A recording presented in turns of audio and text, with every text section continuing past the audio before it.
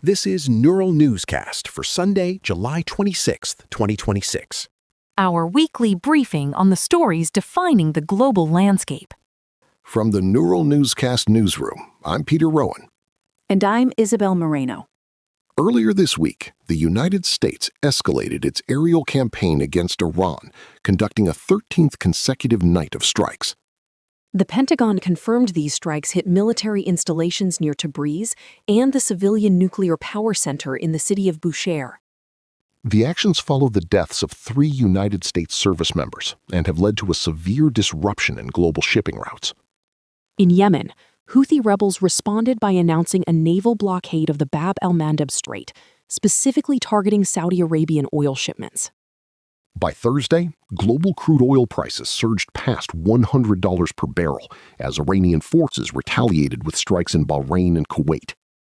Speaking at the ASEAN summit, Secretary of State Marco Rubio warned that Iranian attempts to collect tolls in international waterways threaten the entire global economy.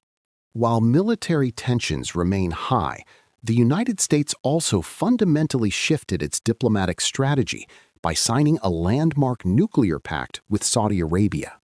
The agreement is a departure from previous policy, omitting requirements for Saudi Arabia to normalize relations with Israel and allowing for uranium enrichment on Saudi soil. While we are seeing this realignment in the Middle East, the administration also fundamentally altered American trade relationships this week. President Trump first imposed a 50% tariff on Canadian dairy, alcohol, and vehicles, citing the unequal treatment of American products. Canadian Prime Minister Mark Carney warned that all options for retaliation are on the table as trade tensions between the neighbors escalate. The trade offensive expanded further on Friday, with new tariffs ranging from 10 to 12.5% on imports from more than 60 nations. Allies like Australia and the European Union have condemned the move, though King Charles III notably secured a 0% rate for Scotch whiskey. Tensions with the EU were further strained after Brussels fined Google $1 billion for antitrust violations related to search results. President Trump described the fine as highly unethical and threatened a new trade investigation, stating the United States is not a piggy bank for Europe. In South America, Brazil took decisive action against illegal gold mining in the Sarare territory, clearing settlements to protect Nambiquara lands. Turning to domestic policy, the administration acknowledged in court that it canceled $7.6 billion in clean energy grants for political reasons. The projects were located in 16 states that voted for the Democratic candidate in 2024, including California and New York. Democratic lawmakers have accused the Energy Department of weaponizing federal funding to punish working families based on their political views.